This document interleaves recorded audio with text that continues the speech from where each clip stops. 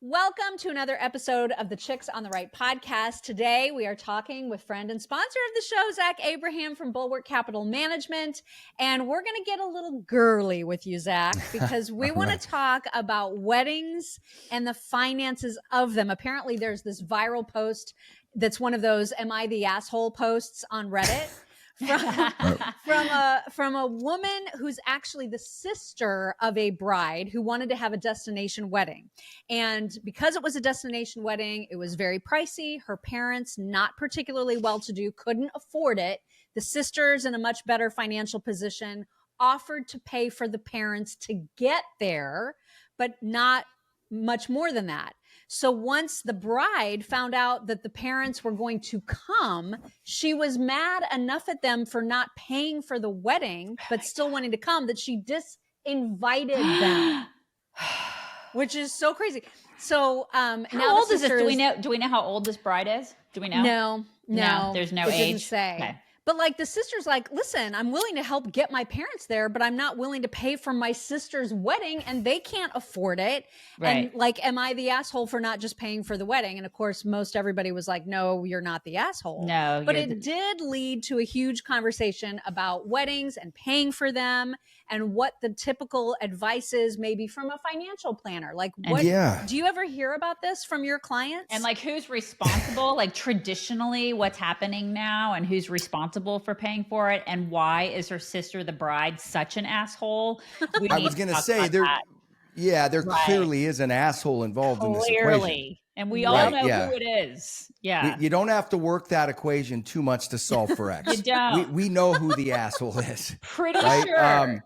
Pretty sure. So we've dealt with it a little bit, not a whole lot. I've heard a lot of consternation, especially as everything's gotten more expensive, right? Yeah. So the weddings have gotten more expensive. What I've seen the most of is that kind of that traditional role of the bride's parents paying for everything, the groom's parents kicking in as well, but to their own, when my wife and I got married, we were, I knew that my family would help out. I knew that her family would help out. But the whole attitude that we had was, well, what works for you? And anything that you can contribute to the wedding is greatly appreciated. Mm-hmm. And it goes to this kind of like expectation that these kids have today, right? And you can lump it in the same thing with, 2 years out of college, I want to be making $150,000 a year. Right. Like, driving a BMW and have the quarter office and blah. Yeah. You're like, well, I'd like a 180-foot yacht, but I don't have one of those either. So yeah, I think that it is molded or it has changed and evolved a little bit because the expectations for the weddings, I think, have grown. The expense of the weddings has grown. I mean, back when we got married, I remember thinking, 20 to 25 grand on a wedding was a big number. Yeah. You know what I mean? Uh-huh. Yeah. Nowadays, that isn't anything. Yeah, they're spending a lot. Yeah. Oh, it's madness. And I've heard of people refining houses. Right? Oh my gosh. Oh, 100%. Yeah. Why would you do that? That's such a bad idea. Why would you drive $150,000 a car when you make $200,000 a year? I totally agree. Yeah. You know what I mean? You see it everywhere. And I tell people all the time, like anybody that will listen, be like, hey, do not spend a bunch of money. I had a conversation, one of my buddies was like, hey, I'm getting a new car, da, da, da. And I was like, what are you getting? And he's like, well, I really wanted an Escalade. But he said, after I realized that your family didn't have an Escalade, he's like, I thought it was kind of hard to justify me getting an Escalade. And I was like, and I go, you know what, man, good idea. And he's like, why don't you have one? And I said, because it's the exact same car. And this is no knock on Escalades. I love them. But I was like, it's the exact same car as the Yukon. Right. But you're paying 25 grand for your ego. So what does your ego cost? Right. Mine, thank God, isn't 25 grand. It's something, right? I didn't buy a used minivan, but is it, be honest with yourself. What are you doing? Why are you doing these things? Why are you refinancing your house? Mm-hmm. Are you trying to set an image for a bunch of people that you actually don't care what they think, but yet you're going to financially compromise yourself to impress them. And you want to go into debt for a wedding. Right. Like our anniversary was this past weekend, and so I was able to reflect on our wedding and our marriage. Is what you do every year. You reflect. And so 100%. I was looking at our wedding album and our wedding. I put it in air quotes, and our reception in air quotes, because our reception was like at our house, which we had just bought a house like a couple months prior, and we had our entire wedding, excluding my dress, which I had my dress made. My dress probably cost $100. My entire wedding was $600. Wow. It was $600 for everything. Yeah. Cause we got married in a little church, and there were maybe like 10 to 12 people there. And so it was very cheap. And I look back and I'm like, that was great. I have no regrets. Yeah. And I'm not saying everybody has to do that, but like at the time we were like, why would we spend a bunch of money on, or we would never go into debt for it. Like if we had 10 grand or 20 grand or 30 grand to spend on a wedding, maybe if we had a lot of money at the time, which we didn't, because we were a blended family. We were both, we had been divorced. We had debt, other debt we were trying to take care of at the time. We didn't want to go in debt for a wedding. And so we just wanted to be married. We just loved each other and wanted to be married. And so like, we were like, we're just going to get married. And we wanted some of the favorite people that we had around us there. I can't believe Miriam wasn't there. I met her like 6 months later. It's a travesty she wasn't at my wedding.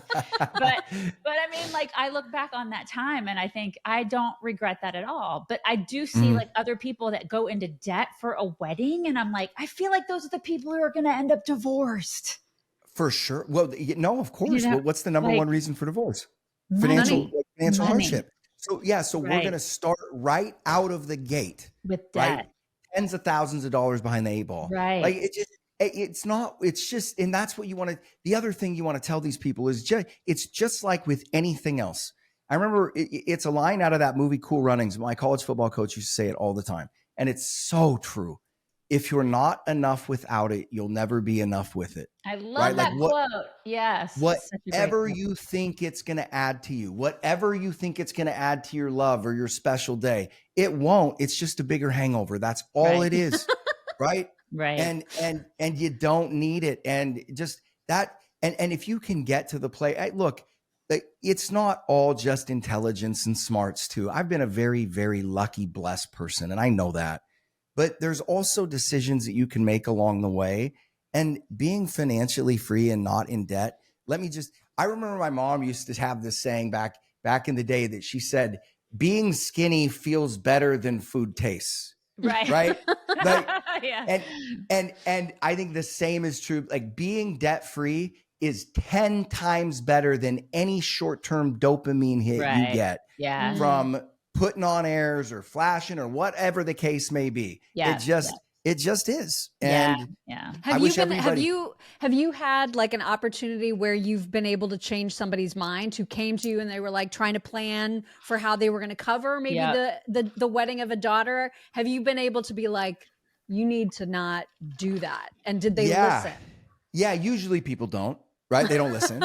Well, because they'll come to you for advice, but about 3 minutes into the conversation, what you realize is they're not looking for advice, they're looking for affirmation. Validation. Because it's emotional. Right.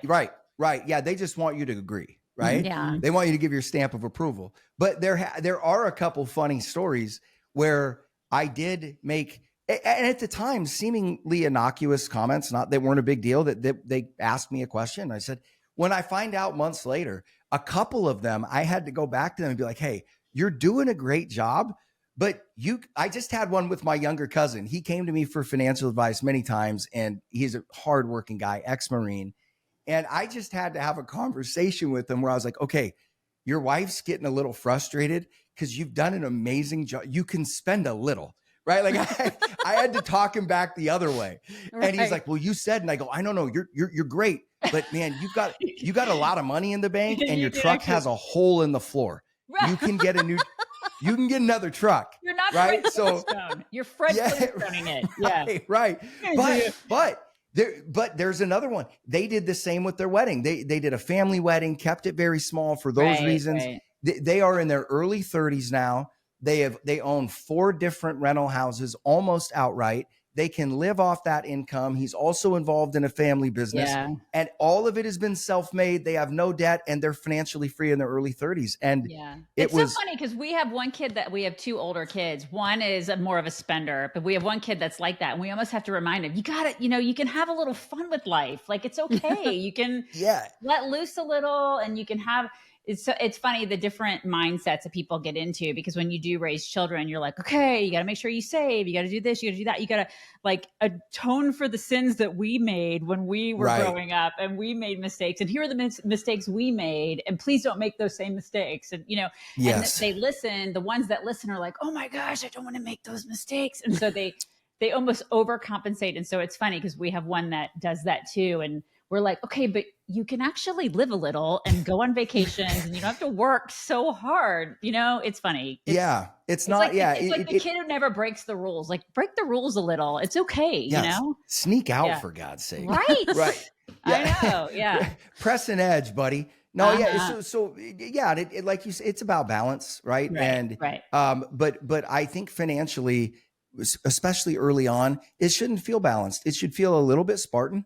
Right. And build up a pad. And it's worth it, man. Digging out of a debt hole is not fun. You're right. It's possible. I did it too.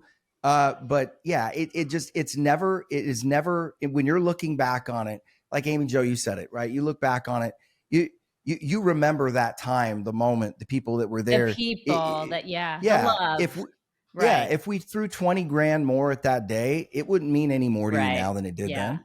I didn't care about the flowers. I didn't care about. I did care about the food. I cared a lot about the food.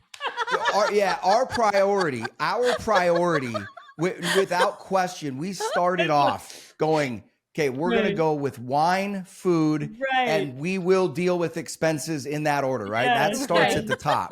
Totally. Right? Like, throw a good party. Throw a good party. Yes. Listen, the after party was great. We were all barefoot in our house. It was great. But I mean, it's like, it was beer and like chicken nuggets, man. That's how. But I'd still do it. I would do it over That's again. A good time. That's a good time. It's a good time. We could even throw some Costco burgers on the grill, some dogs. You guys know it doesn't take much with me. I'm very low bar. Okay. Yeah. At least you know that going in, right? Miriam takes a little bit more. She's a foodie. Yeah. Yeah. So, I am too. And I still remember I still remember the whole, it was really good. It was really good food, man. Really I love it. That is really great. Okay, all good advice. Great advice, Zach. Always get great advice with Zach. Yes. You really do. And you can get it actually personalized by having a sit-down consultation with you. Tell people how you do that. Yeah, so easiest way to do is just go to our website, bulwarkcapitalmanagement.com. And then we do our daily show, our daily dots, give a full update and a summation of everything that's gone on that day. And that's get that at knowyourriskradio.com, or just Know Your Risk podcast on YouTube, on Instagram. We're on TikTok now too. Ooh, oh my gosh. We're all over the place. We got a social media manager, and he's cleaning things up for us and actually making us up to par here. So look at you go. Okay, I'll have to go and follow you out on all of the things. Yeah. Oh, I love it. All right. Thank you, Zach. Thank you, Zach. All right. Thank you, ladies. Thanks for having me. Investment advisory services offered through Trek Financial LLC, an SEC registered investment advisor. The opinions expressed in this program are for general informational purposes only and are not intended to provide specific advice or recommendations for any individual or on any specific security. Any references to performance of securities are thought to be materially accurate, and actual performance may differ. Investments involve risk and are not guaranteed. Past performance doesn't guarantee future results. Trek 24308.